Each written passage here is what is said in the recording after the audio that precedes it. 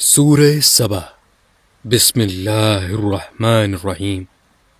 شروع اللہ کے نام سے جو بڑا مہربان نہایت رحم کرنے والا ہے۔ نام دوسرے رکوع کی آیت سے ماخذ ہے۔ ترجمہ: قوم سبا کے لیے ان کی سکونت کی جگہ میں ایک نشانی تھی۔ زمانہ نزول: یہ سورت بھی مکی دور کے تقریباً درمیانی زمانے کی ہے۔ سورہ لقمان کے بعد اس کا نزول ہوا ہے۔ مضامین: اس میں قیامت اور خدائی فیصلوں کے اٹل ہونے کو مختلف انداز سے سمجھایا ہے۔ چنانچہ پہلے تو یہ بتایا گیا ہے کہ انسان بلا مقصد نہیں پیدا کیا گیا ہے، وہ اپنے اعمال کا جواب دہ ہے، اور یہ جواب دہی قیامت میں ہوگی۔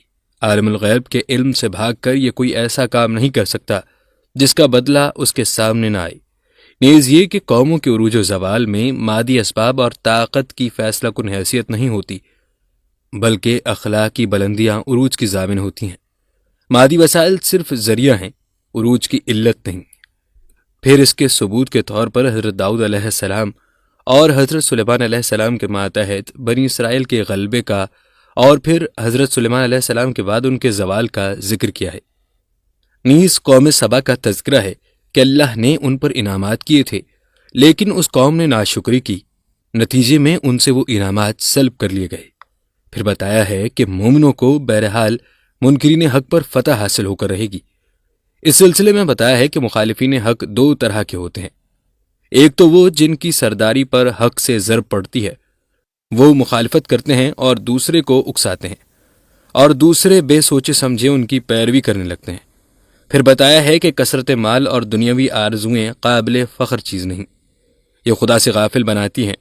گزشتہ قوموں کو یہ نعمتیں ملی، مگر انہوں نے قدر اور شکر گزاری نہ کی کہ یہ قریش ان کے مقابلے میں مال و دولت اور دنیاوی ساز و سامان کے لحاظ سے کوئی حیثیت نہیں رکھتے۔ جب ان کا یہ حال ہوا تو ان کا شمار کیا ہے؟ پھر آخر میں بتایا ہے کہ حق کا آنا بے فائدہ نہیں، یہ غالب آ کر رہے گا۔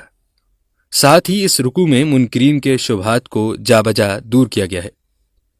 رکوع نمبر 1۔ اس رکوع میں اللہ تعالیٰ کے خالق و مالک اور عالم الغیب ہونے کا ذکر ہے۔ اس کے قیامت کے واقع ہونے کا بیان ہے۔ پھر منکرین قیامت کے خیالات کی تردید کی گئی ہے، اور انکار کرنے والوں کو قیامت کے عذاب سے ڈرایا گیا ہے۔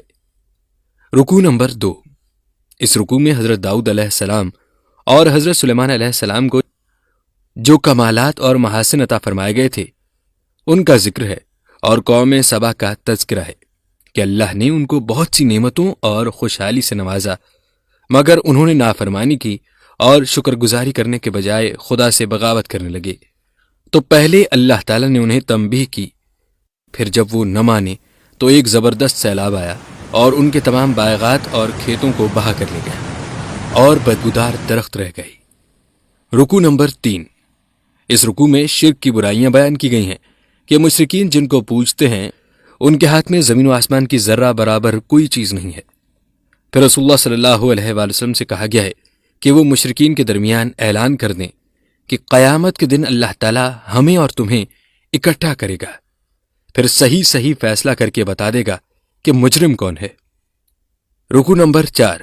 اس رکوع میں بھی قیامت کا ایک منظر بیان کیا گیا ہے کہ جب کافروں کے سردار اور ان کے ماتحت قیامت میں جمع ہوں گے تو ماتحت سرداروں سے کہیں گے کہ اگر تم نہ ہوتے تو ہم آج مومن ہوتے، تم ہی نے ہمیں گمراہ کیا تھا۔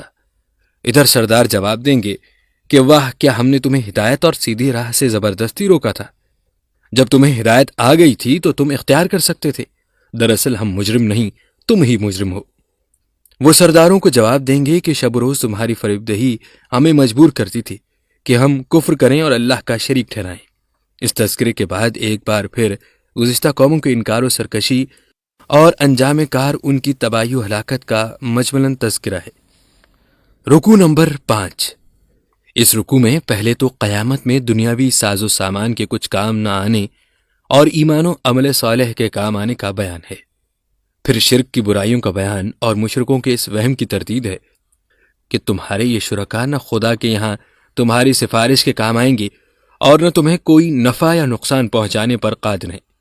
پھر قرآن اور رسول کریم صلی اللہ علیہ وآلہ وسلم کا تذکرہ کرتے ہوئے کہا گیا ہے کہ منکرین جیسی کچھ باتیں کر کے تکذیب کر رہے ہیں۔ پہلے کی قوموں نے بھی اپنے رسول اور اللہ کی آیتوں کی اس طرح تکذیب کی تھی، اور منکرین قرآن کو تو گزشتہ ان قوموں کا 10واں حصہ بھی دنیاوی مال و اسباب کا نہیں ملا ہے، اور جب وہ تباہ کر دی گئیں تو یہ کس شمار میں ہے؟ رکو نمبر 6، کفار و مشرک رسول اللہ صلی اللہ علیہ وآلہ وسلم کو دوسری باتوں کے ساتھ نعوذ باللہ دیوانہ بھی کہتے تھے۔ اس رکوع میں ایسے احمقوں سے کہا گیا ہے کہ ایک ایک دو دو کر کے آؤ اور آپس میں بیٹھ کر خود ہی یہ فیصلہ کر لو کہ جو شخص ایسی اچھی اچھی باتیں بتائے، پچھلے لوگوں کے حالات تمہیں سنا کر ان سے عبرت و نصیحت دلائے اور آئندہ آنے والے عذاب سے تمہیں آگاہ کرے، تمہیں اس سے بچانے کے لیے سر توڑ کوشش کرے، اور تمہارے مذاق اڑانے اور طرح طرح کی ایذائیں دینے کے باوجود اپنی تبلیغ و نصیحت نہ چھوڑے، کیا وہ دیوانہ ہو سکتا ہے؟